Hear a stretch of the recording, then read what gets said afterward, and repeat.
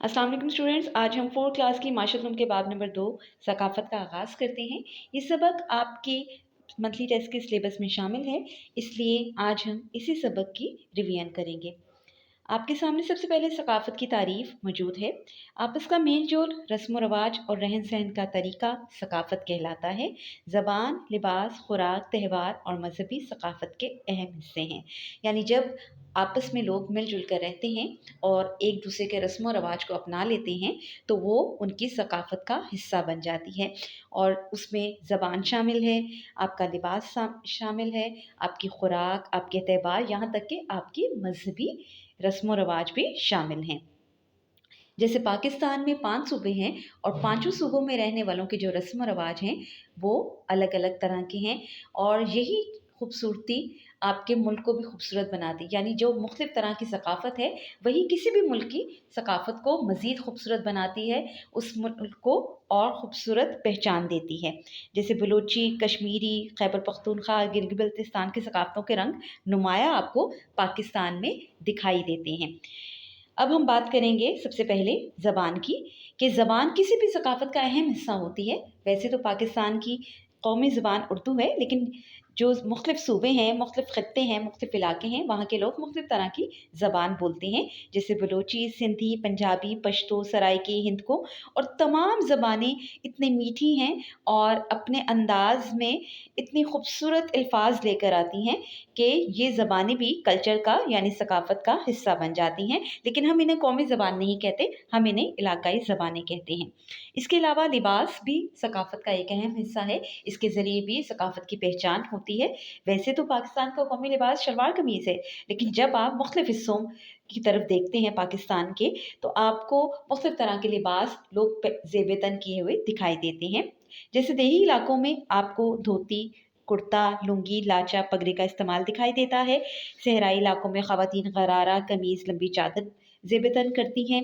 इसी तरह जो मैदानी इलाकों के लोग हैं, वो गर्म कपड़े ज़्यादा पहनते हैं और पहाड़ी इलाकों में रहने वाले लोग गर्म और ऊनी कपड़ों का इस्तेमाल करते हैं।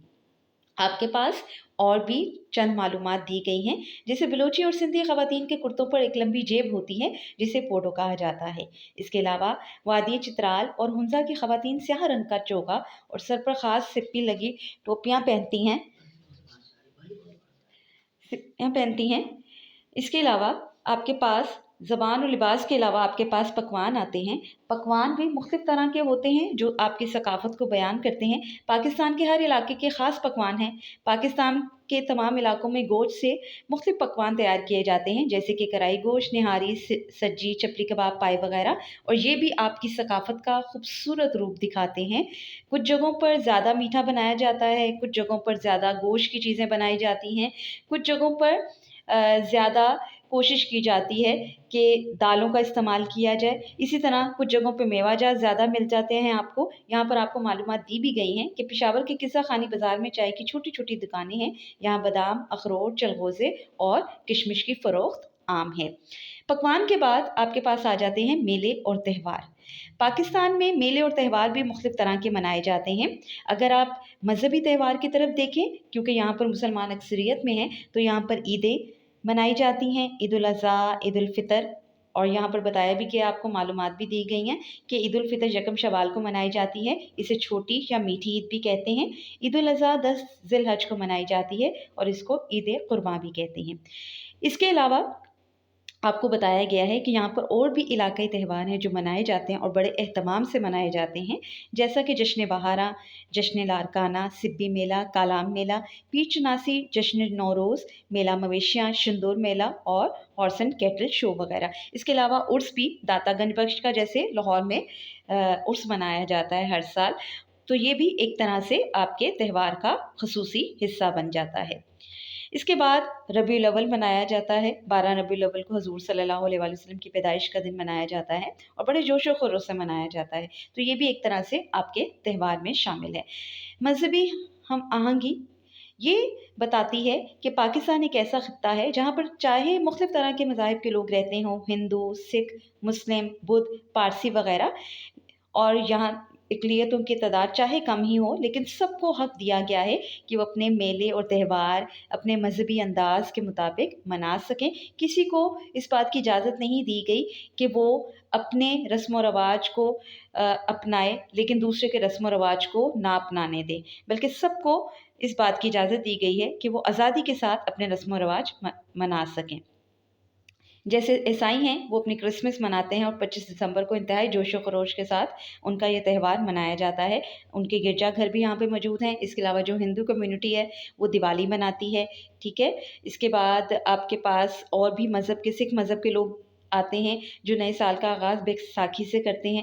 تو ہر طرح کے لوگوں کو، ہر طرح کے مذہب کے لوگوں کو پاکستان میں تہوار منانے کی، اپنے رسم و رواج کے مطابق زندگی گزارنے کی اجازت ہے۔ تو یہ پاکستان کے متنوع یعنی مختلف طرح کی جو ثقافت ہے یہ آپ کے سامنے موجود ہے، اور آپ یہ بات سمجھ چکے ہیں کہ جب رسم و رواج ایک جیسے ہوں گے اور آپس کا میل جول ہوگا، رہن سہن کا طریقہ ہوگا، اس سب کو آپ ثقافت کے دائرے میں ہی لے کر آئیں گے۔ آپ کے پاس مختلف طرح کی معلومات موجود ہیں۔ آپ کو بتایا گیا ہے کہ جو قوم ہوتی ہے وہ کیا ہوتی ہے؟ لوگوں کا ایسا گروہ جو ایک مخصوص خطے یا علاقے میں رہتا ہو اور ان لوگوں کی اقدار، روایات، مفادات اور مذہب اور ثقافت کی خصوصیات مشترک ہوں، قوم کہلاتا ہے۔ اس کے علاوہ آپ کو قومیت کے بارے میں بتایا گیا ہے۔ کسی خاص ریاست سے تعلق رکھنے کی قانونی حیثیت کو قومیت یعنی نیشنلٹی کہا جاتا ہے۔ تو قومیت جب آپ کسی بھی ملک میں رہتے ہیں اور وہاں کی قانونی حیثیت آپ کو مل جاتی ہے، قانون آپ کو مانتا ہے، وہاں کا شہری مانتا ہے، تو آپ کو وہاں کی قومیت مل جاتی ہے۔ اس کے بعد آپ کے پاس آ جاتا ہے آخری صفحہ، جس میں آپ کو بتایا گیا ہے کہ پاکستان کے لوگوں کی قومی زبان اردو ہے۔ یہ زبان ملک کے کونے کونے میں بولی سمجھی جاتی ہے۔ پاکستان ایک ایسا خطہ ہے جہاں اقلیتوں کو تحفظ ملتا ہے، ان کے حقوق کو تحفظ ملتا ہے۔ اس کے علاوہ پاکستان کے بارے میں اور بھی تعریف بتائی گئی ہے کہ پاکستان ایک ایٹمی طاقت ہے، پاکستان کے لوگ مہمان نواز ہیں۔ آپ کو بتایا گیا ہے کہ کسی خاص ریاست سے تعلق رکھنے کی قانونی حیثیت قومیت کہلاتی ہے۔ تو یہاں پر آپ کے پاس پاکستان کے بارے میں اور بھی معلومات دی گئی ہیں۔ تو یہ ثقافت آپ کے سامنے موجود ہے۔ اس کے سوالات کے جوابات کاپی پہ آپ کے پاس موجود ہیں۔ جب آپ نے تیاری کرنی ہے تو آپ نے اس کے سبجیکٹیو اور آبجیکٹیو دونوں کی تیاری